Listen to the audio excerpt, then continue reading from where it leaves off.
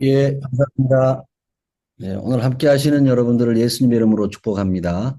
예, 오늘 이 시국의 그 인터넷 사정이요. 조금 이렇게 지금 이, 이 시국의 현지 사정상 이 시간대가 좀 좋지 않습니다. 요즘에 이제 인터넷을 업그레이드 한다라는 명목으로 조금 뭔가 좀 이렇게 아시겠죠, 여러분? 여기서 보안상 말하기가 그렇습니다. 여러분 혹시라도 끊기면 우리 임영재 선교사님 바로 그냥 기도 인도해 주시면 감사하겠습니다.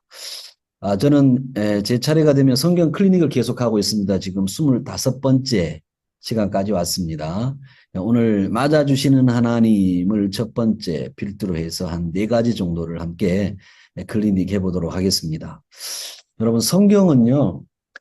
진리죠. 성경 말씀은 진리입니다. 진리는 우리를 자유케 한다고 했습니다. 이 자유케 하는 진리의 복음은 바로 예수 그리스도시죠. 성경은 우리에게 예수 그리스도를 말하면서 복음이 바로 그리스도다. 예수 그리스도다. 이것을 말해주고 있습니다. 그러니까 우리가 복음을 알게 되면 이 복음이 우리로 복음을 실천하게 만들고 복음을 순종하게 만든다는 것이죠. 복음을 안다라고 하는 것은 예수님을 믿는다라고 하는 것은 어떤 종교적인 현란함에 대한 수준을 높이는 것도 아닙니다. 그리고 도덕윤리적인 잣대를 높여서 사람을 판단하고 정죄하는 것도 아닙니다. 또 옳고 그름이라고 하는 이 잣대를 가지고 서로 또 판단하고 사람을 또 죽이게 되는 이런 일들을 하게 하는 것이 아닙니다. 복음은 복음이기 때문에 우리가 복음을 실천하게 만들고 복음을 순종하게 만든다는 것이죠. 그 속에 엄청난 십자가와 부활의 은혜도 숨어 있는 것이죠. 이 복음은 못 살릴 사람이었고 복음은 은혜 끼치지 못할 사람이었고 구원해내지 못할 사람이었고 하나님의 은혜가 미치지 않는 것이 없다라고 하는 것이죠.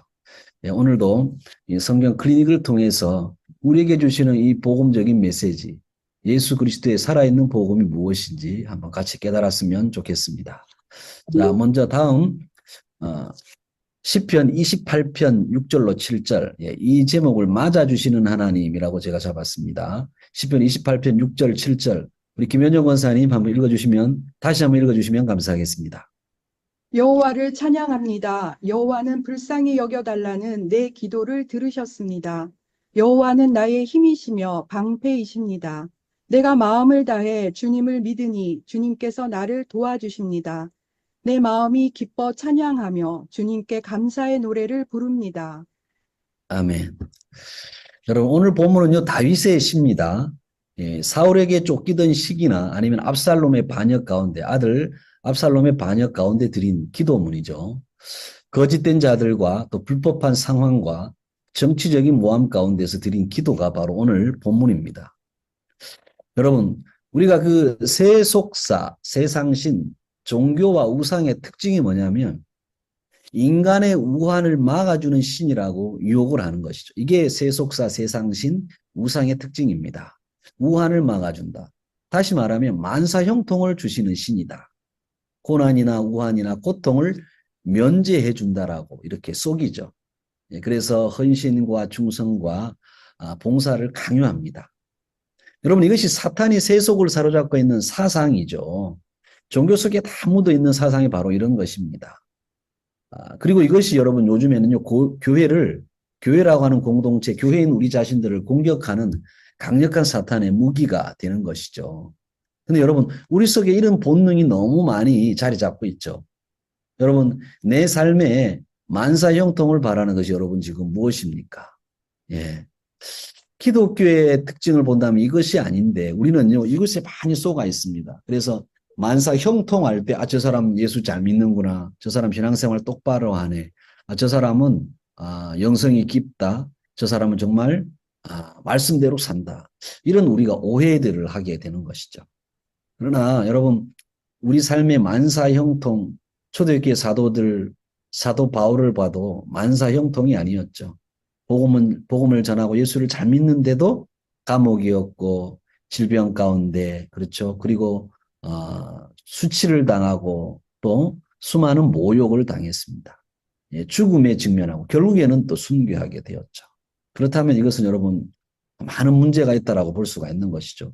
우리가 기독교를 어떻게 이해하고 있는지 우리의 본능적으로 우리는 예수를 믿으면서도 만사 형통만을 바라는 그 세속사와 세상신, 종교와 우상의 그런 내용들을 우리가 또 갈급해하고 있고 바라고 있고 소망하고 소원하고 있지는 않는지 우리 자신을 한번 살펴보아야 될 줄로 믿습니다. 여러분 오늘 7절에 여호와는 나의 힘이시며 방패이십니다라고 하는 이 본문이 상당히 중요합니다. 이 방패라고 하는 말이요. 맞아 주신다는 것입니다. 근데 이 맞아 주신다는 것이 아이고 왔느냐 이렇게 환영한다 웰컴이 아니라 방패가 되어 주신다는 것은 여러분 방패는 창이나 화살을 이렇게 막아주죠. 근데 여기서 방패라고 하는 것은 맞아 주신다. 소위 말하면 하나님께서 우리를 감싸 안으시고 친히 사탄의 불화살을 세상의 핍박을 주님이 다 이렇게 친히 몸으로 맞으신다는 것입니다. 이게 방패라고 하는 의미인 것입니다. 기독교, 우리를 구속하신 이 구속사의 특징은 뭐냐면 막아주시는, 우환을 막아주시는 하나님이 아니라 맞아주시는 하나님.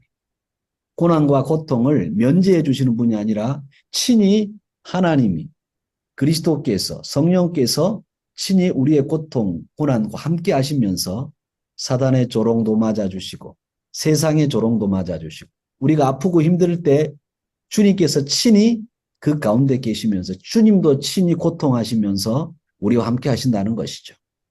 이것에 대한 설명이 바로 그 집 나간 탕자 있죠. 아버지 비유. 탕자의 비유 소위 말하는.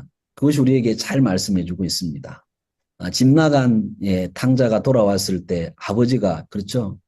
선발로 뛰어나가서 아들을 맞아주죠. 안으십니다. 이것은 무엇입니까? 당시 율법의 요구에 의하면 죽어야 될 아들이죠.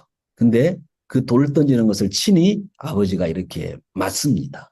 이것이 바로 방패라고 하는 뜻입니다. 하나님 우리의 방패가 되신다는 것입니다.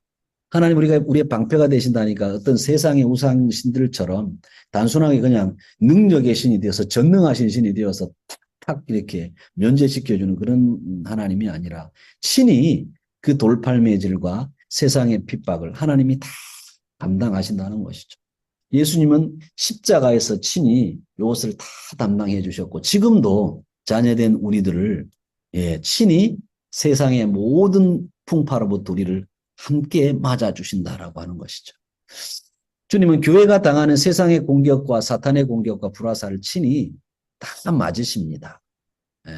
그러니까 영적으로 보면 우리 예수님은 우리가 고난당하고 고통당할 때 함께 우시고 함께 그냥 화살을 맞아서 피가 철철 난다라고 하겠습니다. 우리는 십자가의 고통으로 부활하시고 예수님이 하나님 아버지 우편에 앉았으니 그것으로 끝나버린 것으로 알고 있지만 그렇지 않습니다. 사실 우리와 우리 안에서 성령으로 함께 하시며 아파하시고 고통스러워하시고 함께 모든 인생의 희노애락 가운데 아파하시고 함께 하신다는 것이죠. 왜 그렇습니까? 하나님이 우리를 자기 생명보다 더 귀하게 여기시니까 그렇습니다. 그래서 예수 그리스도를 십자가에 내어주심이 맞아주심의 최고봉이었다고 하는 것이죠. 그분이 지금도 성령으로 우리 안에서 우리의 인격 속에서 우리의 세포의 혈관 흐름 하나하나 가운데서 같이 하시면서 맞아주고 계신다는 것. 대신 여러분 매를 맞아본 적이 있으시죠? 자녀를 잘못 키웠을 때 이놈아 너를 잘못 키운 내 잘못이다 나를 때려라. 그때 자녀가 막 부모를 때릴 때 막 눈물 흘리잖아요. 그때 맞아주시면서 막 자녀들 양육하는 그런 부모님들 있잖아요. 마찬가지로 하나님이 지금 우리 대신 모든 매를 맡고 있습니다. 여러분 우리가 지은 죄 우리가 하나님 앞에 불순종한 것 그대로 갚으시면 우리가 살아남지 못하죠. 우리는 죽을 수밖에 없고 무너질 수밖에 없습니다. 근데 우리의 죄와 우리의 불순종에 비해서 우리가 당하는 고난은 너무 적은 것이죠. 왜 그럴까요? 하나님이 직접 그것을 맞아주시기 때문에 그렇습니다. 여러분 최근에 나에게 방패가 되어주신 하나님의 은혜는 무엇인가? 여러분 자신을 한번 돌아보시기를 바랍니다. 엄청난 하나님의 맞아주신 가운데 우리가 있다는 것을 알게 될 것입니다. 숨쉬고 있는 지금 이 순간도 그렇죠. 얼마나 많은 바이러스의 공격 또 사탄의 공격 얼마나 수많은 사람들의 평판들이 많습니까? 그리고 언제든지 우리를 넘어뜨리려고 하는 그 악한 영들의 공격이 얼마나 많습니까? 근데 그것들을 다 주님이 지금 맞아 주시고 계신다고 하는 거죠. 이 은혜가 있기 때문에 우리가 지금 살아갈 수가 있는 줄로 믿습니다. 이 은혜를 아는 자는 하나님 앞에 납작 엎드릴 수밖에 없는 거죠. 주님, 무익한 종입니다. 나는 아무것도 아닙니다. 주님이 다 맞아주신 지금 내가 이렇게 살아 있습니다. 주님, 내가 이 은혜를 알고 우리 주님의 사랑을 알고 끝까지 겸손한 자로 살아가게 하옵소서. 그렇게 기도할 수밖에 없는 것이죠. 여러분, 영안이 열린다는 것이 뭐 다른 거 있겠습니까? 뭐 천국을 보고 무슨 뭐 천사가 보이는 환상을 보는 것이 영안이 열린 것이 아니죠. 바로 이런 맞아주시는 하나님의 은혜를 아는 것이 영안이 열린 것이 아니겠습니까? 이 은혜 때문에 살아가는 우리들의 너무나 크고 넓은 은혜, 얼마나 감사한지 모르겠습니다. 그래서 이 본문에 대한 방패, 맞아주심에 대한 결론은 예수님은 죄와 사망의 공격을 대신 맞아주셨고 지금도 맞아주시고 계십니다. 예수님의 교회에 대한 우리의 보호의 완성이 바로 그 십자가였죠. 하나님은 우상신들처럼 능력을 과시하고 기복을 미끼로 우리에게 맹종을 요구하지 않습니다. 아버지의 자녀로 우리를 삼으셨기에 지금도 모든 죄와 사망의 공격을 우리 대신 맞아주심으로 우리를 사랑하시는 하나님의 마음을 알게 하시고 우리로 하나님을 또 사랑하도록 우리를 그렇게 만들어 가신다라고 하는 거죠. 막아주시는 것이 아니라 맞아주시는 아버지의 사랑을 알고 우리가 하나님께로부터 멀어져 있고 떠나 있다면 돌이켜야 될 줄로 믿습니다. 그래서 우리의 기도도 친히 인간을 입고 오셔서 십자가를 맞으심으로 죄와 사망을 멸하고 지금도 우리를 사랑하시기에 사탄의 공격을 맞아주시는 하나님을 찬양하고 감사하게 하소서. 이것이 우리의 기도가 되어야 될 줄로 믿습니다. 자, 오늘 두 번째 클리닉은 목자입니다. 마태복음 9장 35절부터 38절까지 한번 읽어주시면 감사하겠습니다. 예수님께서 모든 성읍과 마을을 두루 다니셨습니다. 예수님께서는 유대인의 회당에서 가르치기도 하셨고 하나님 나라에 대한 기쁜 소식을 전하기도 하셨습니다. 그리고 온갖 질병과 고통을 치료해 주셨습니다. 예수님께서는 사람들을 불쌍히 여기셨습니다. 그것은 사람들이 마치 목자 없는 양처럼 내팽겨쳐져 고통을 당하고 있었기 때문입니다. 예수님께서 제자들에게 말씀하셨습니다. 추수할 것은 넘쳐나는데 일꾼이 적구나. 그러므로 추수할 밭에 주인에게 간청하여 일꾼들을 추수할 밭으로 보내달라고 하여라. 아멘. 예, 여러분, 예수님께서 35절에, 그렇죠? 유대인의 회당에서 가르치기도 하셨고, 하나님 나라에 대한 기쁜 소식을 전하기도 하셨고, 그리고 온갖 질병과 고통을 치료해 주셨다고 합니다. 예수님의 3대 사역은 가르치고 전파하고 치료하는 사역이었죠. 여러분은 예수님의 이 3대 사역 가운데 여러분은 어떤 사역이 좋습니까? 저는 목사이기 때문에 가르치는 사역이 아무래도 좋겠죠. 또 선교사님들은 전파하고, 그렇죠? 또 뭐 은사가 있는 분들은 뭐 신유 은사가 있는 분들은 치료하고 치유도 하시고 그럴 것입니다. 우리는 이 세 가지를요, 어떻게 보면 예수를 믿으면서 또 사역을 하면서요, 많이 사모를 합니다. 여러분은 이 세 가지 중에 어떤 사역이 좋습니까? 근데 여러분, 36절에 보니까 예수님이 이렇게 말씀하십니다. 예수님께서는 사람들을 불쌍히 여기셨다고 합니다. 예, 마치 목자 없는 양처럼 내팽개쳐져 고통을 당하고 있었기 때문이라고 합니다. 여러분, 예수님은 가르치고 전파하고 치유하는 사역보다 더 중하게 여기신 것이 있다는 것입니다. 그게 뭐냐면 목자가 되어주셨다는 것입니다. 예. 성도들을 보고 백성들을 보고 이스라엘 백성들을 보면서요. 당시에 주님의 제자들, 주님의 종들을 보면서요. 불쌍히 여기셨어요. 목자 없는 양처럼 그들이 세상에 내팽개쳐져 고통당하고 있는 모습을 보았기 때문에 그렇습니다. 그래서 그들을요. 불쌍히 여기셨다고 그랬어요. 이 불쌍히 여기다라는 말이 뭐냐면 창자가 끊어질 듯이 아파하는 마음이라고 하는 것입니다. 창자가 끊어질 듯이. 여러분은 지금 우리가 함께 WCDF 가족 공동체로 선교 공동체로 모여서 예배하지만 옆에 있는 형제 자매를 정말 불쌍히 여깁니까? 아유 형제님 자매님 사랑합니다. 이 정도가 아니라는 겁니다. 예수님은 가르치고 전파하고 치유하시면서 그 목자 없는 양떼들을 바라보며 너무 창자가 끊어질 듯이 아팠다는 것입니다. 이게 불쌍히 여긴다는 것이죠. 불쌍히 여기신 이유가 무엇이었습니까? 목자 없는 양 같은 백성. 요것 때문에 그랬다는 것입니다. 여러분 낭망을 표현할 때 보면요. 뒤집힌 양이라는 표현을 쓴다고 합니다. 절대 혼자 회복이 안 되는. 낭망이라는 것은 혼자 회복이 안 된다는 것입니다. 양들이 뒤집어져 있으면 혼자서 일어나지를 못한대요. 이 표현이 맞는지는 모르겠습니다만, 예, 여러분, 그래서요, 양에게는 뭐가 필요해요? 목자가 필요해요. 우리 양에 대한 이미지는 잘 알고 있지 않습니까? 앞을 내다보지 못하고 시력도 좋지 못하고 그냥 앞으로만 그냥 앞에 가는 양 따라가고.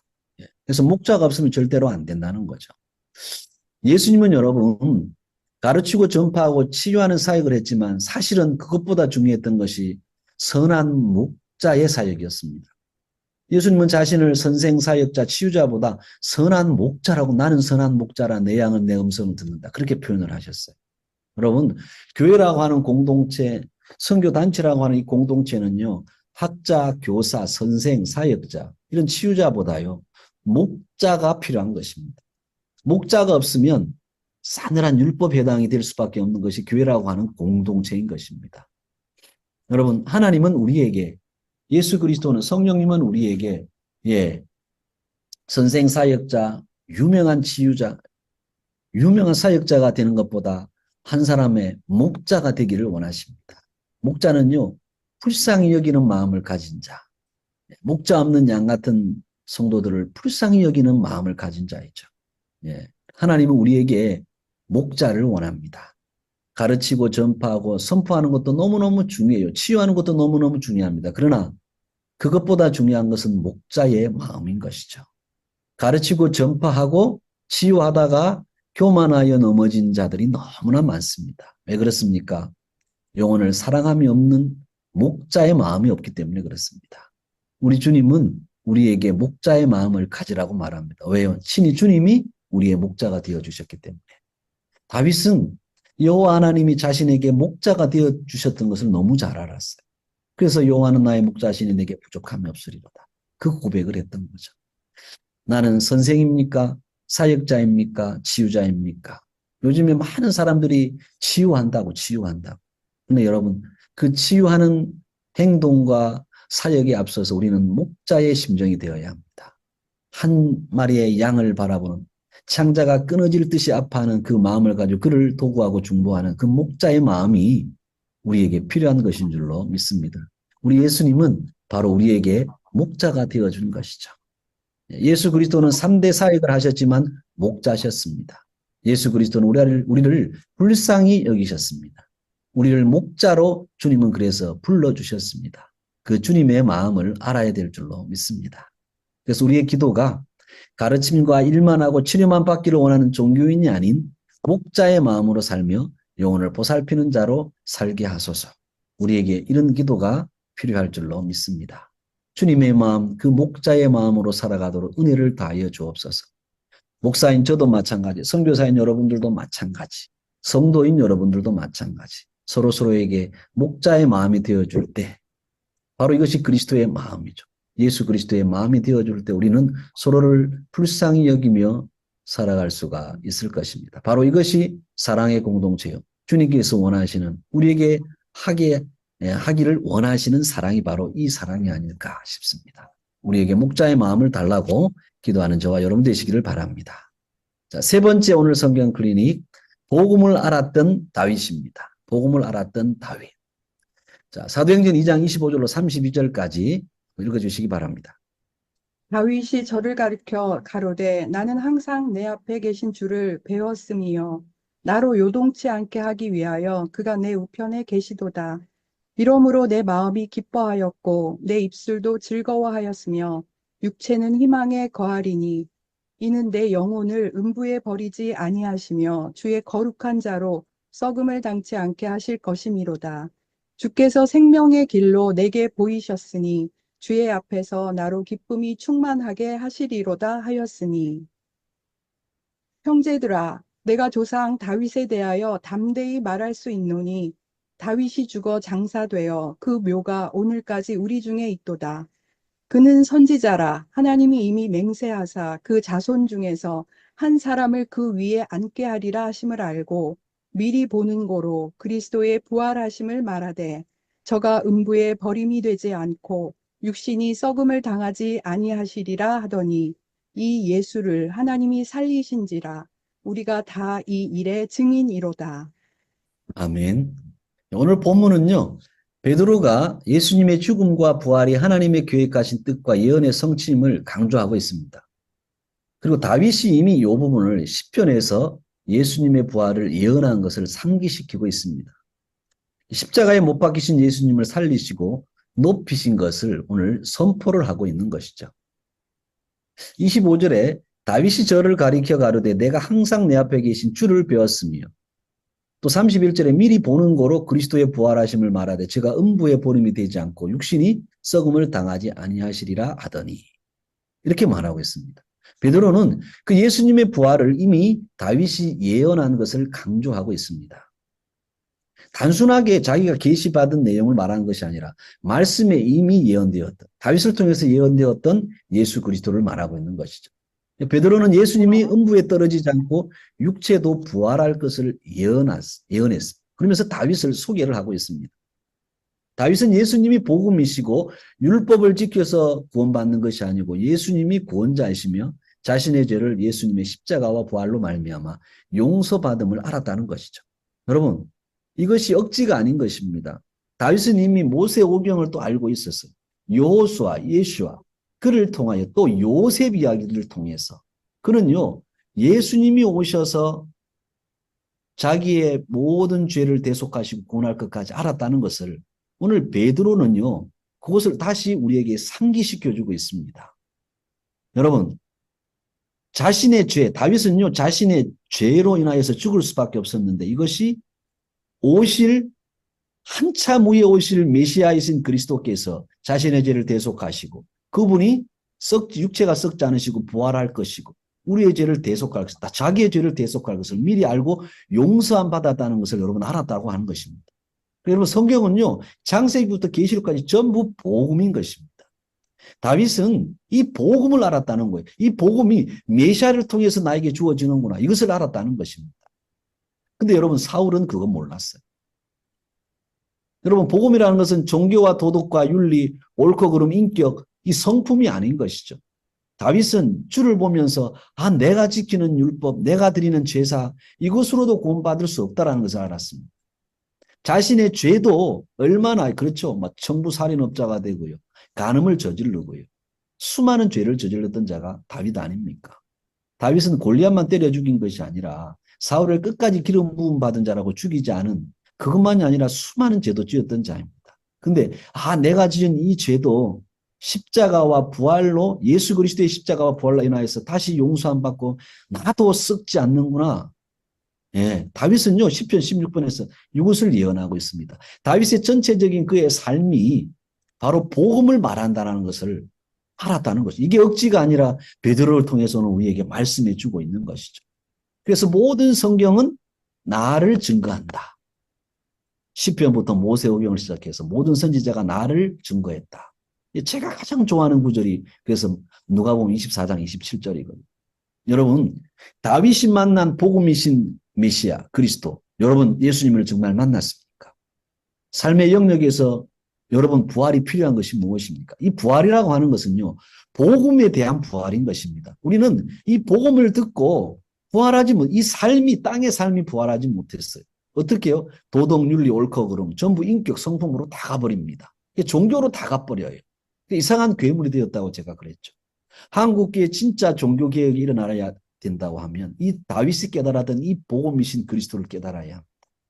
그래서 이 기독교라고 하는 이 복음이 이게 십자가와 부활이구나. 정말 이 복음이 종교나 도덕윤리나 옳고 그름이 아니구나. 이게 고지론이 아니구나. 이것을 깨달아야 한다라고 하는 거죠. 이것을 깨달을 때 우리에게 놀라운 자유함이 있게 되고 우리가 소위 가지고 있다는 상처, 남을 향한 판단과 정죄, 남을 향한 실망, 남을 향한 저주, 남을 향한 포기, 남을 향한 실함, 이런 것들이 다 사라지게 된다라고 하는 것이죠. 여러분의 삶의 영역에 정말 부활이 일어났습니까? 우리가 궁극적으로 가게 될 그 새하늘과 새 땅에서 부활이 아닌 이 땅에서의 복음의 부활이 일어났느냐, 이것을 묻고 싶은 거죠. 다윗은요, 여러분 예수님을 보았습니다. 예수님을 보았다는 것은 무엇입니까? 복음을 알았다는 것입니다. 욥도 복음이신 그리스도를 알았어요. 욥도 고난에 대한 소고 이런 내용이 아니라 복음이신 그리스도를 보게 하셨다는 것이죠. 그래서 모든 선지자나 모든 주의 종들이 예수님을 증거하고 있다는 것입니다. 오실 예수님, 우리는 오신 예수님. 예.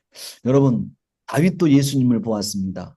모든 선지자들이 그 예수 그리스도 메시아이신 그분을 보았다라고 하는 거죠.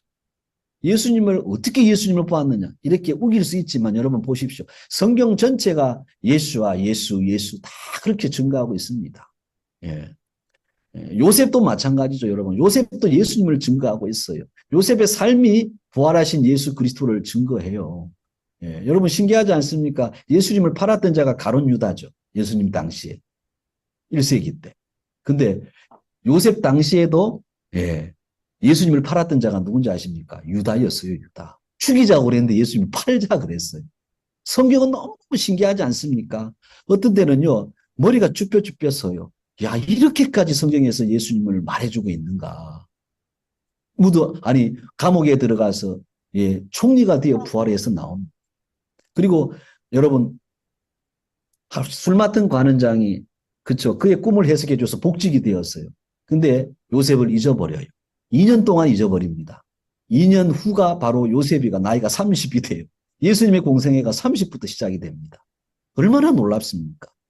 모든 것이 예수님을 보여주고 있어요. 그런데 우리는 죄송합니다만 설교자들도 설교하면서 예수님을 보여주지를 못해요.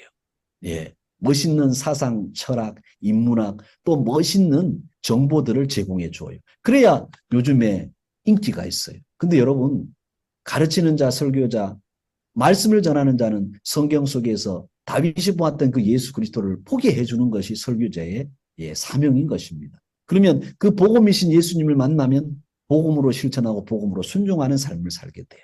율법으로 돌아가지 않습니다. 다시 신율법으로 가지 않아요. 다시 종교로 돌아가지 않는다라고 하는 것이죠. 예. 여러분, 그래서 32절에 이 예수를 하나님이 살리신지라 우리가 다 이 일의 증인이로다. 다윗도 예수님의 증인이었습니다. 우리도 예수님의 증인이죠. 베드로도 예수님의 증인이었습니다. 사도들도 예수님의 증인이었습니다. 복음이신 예수님을 본 자들은 증인으로 사는 것이 그래서 자연스럽다고 하는 것이죠. 증인은 복음이 세속화되는 것을 막아야 하는 것이죠.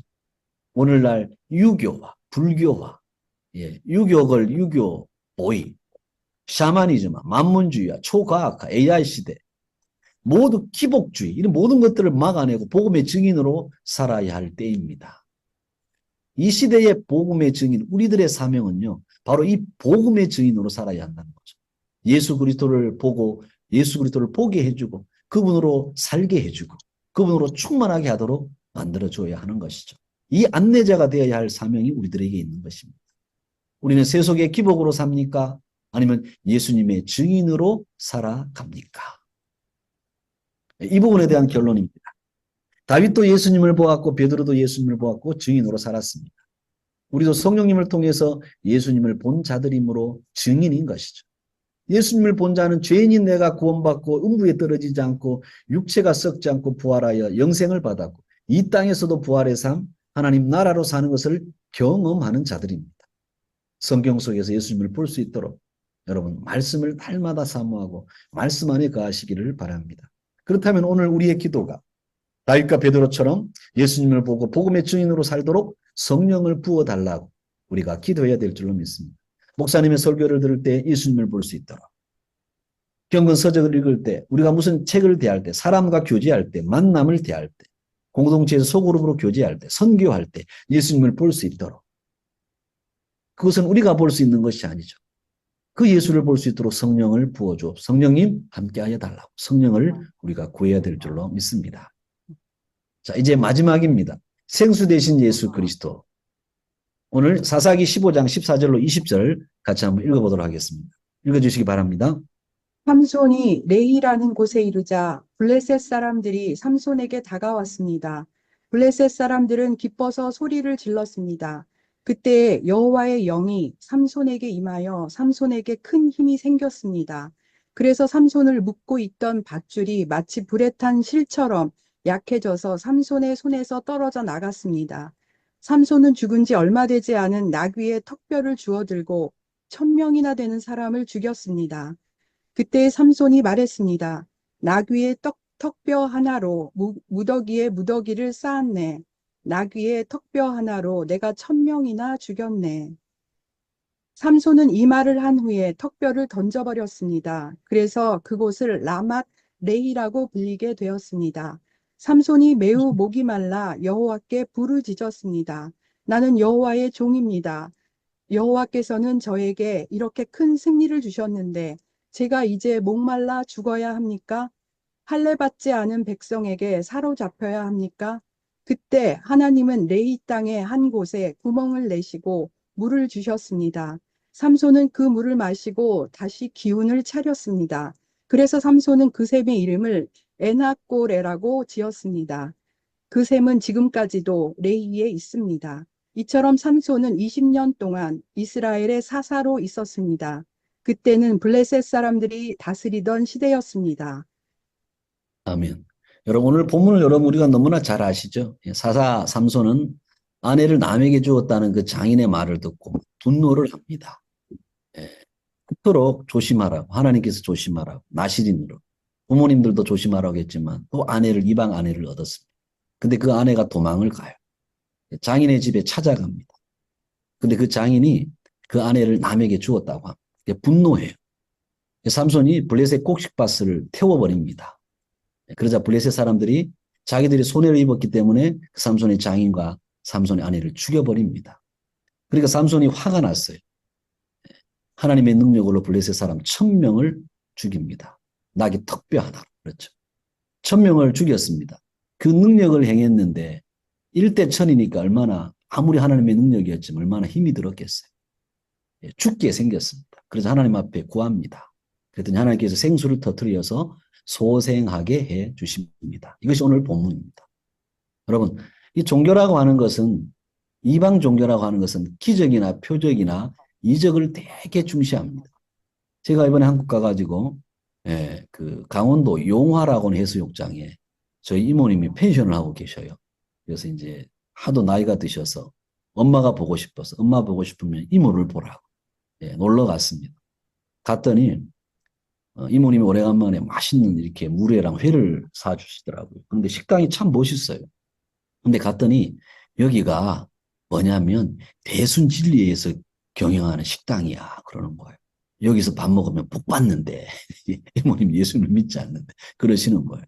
그래서 그들이 추구하는 모든 것이 잡신을 다 섬기고 제사를 지내면서 막 식당에서 기적이 일어나고 수많은 이적들도 많이 일어나고 한대. 여러분 종교는 이런 것입니다. 근데 기독교 신앙은 뭐예요? 예수 그리스도라는 복음을 중시합니다. 예수 그리스도의 말씀과 성령의 역할을 중시해요. 예수님이 없는 능력이나 행복이나 기적이나 성공이나 승리는요, 전부 가짜인 것이죠. 근데 일반 종교에서는요, 이것이 아주 신화가 되어 있는 것이죠. 여러분, 삼손은요, 블레셋 사람 1,000명을 나귀 턱뼈로 무찌릅니다. 능력과 업적을 세운 삼손이지만 이내 지치고 갈급해합니다. 하나님이 주시는 생수를 먹고 지치고 그 갈급함이 해갈이 되었다고 하는 것이죠. 여러분, 세상은 업적과 바벨탑을 쌓고 사는 것을 성공신화라고 합니다. 인생의 수고와 업적도 결국은 허무하고 공허하다는 거죠. 삼손이 엄청난 능력들을 막 행합니다. 근데 갈급하고 공허해요. 결국에는 하나님이 주는 생수를 먹고 그가 살아났다는 것이죠. 중요한 것은 삼손이 생수의 근원 대신 하나님을 섬기지 않았다는 것입니다. 이렇게 직접 하나님이 시청각제리로 생수를 터뜨려서 줘요. 그런데도 그가 끝까지 그 생수를 먹기만 했지만 또 거부합니다. 또 그것을 잃어버려요. 그래서 결국에는 블레셋에 잡혀서 마지막에 눈이 뽑히고 노예로 광대로 있다. 마지막에 그제서야 죽음의 마지막에 인생의 마지막에 깨닫죠. 생수 대신 하나님을 깨닫습니다. 결국 뭐예요? 그 삼손도 그래서 구약에 가보면 삼손도 선지자라고 그렇게 기록되어 있어요. 그 생수를 보면서 나를 구원하신 메시아가 바로 이후에 오셔서 나를 구원하는구나. 이 생수 대신 하나님을 내가 잊어버리면 내가 이렇게 되는구나. 그는 그의 삶을 나시린이었지만 그는 그렇게 깨달았다고 하는 것이죠. 여러분, 생수 대신 예수 그리스도를 만나야 지치고 갈급한 영혼이 구원을 받는다는 것입니다. 기독교 안에도 능력과 업적을 내세운 사람들이 너무너무 많아요.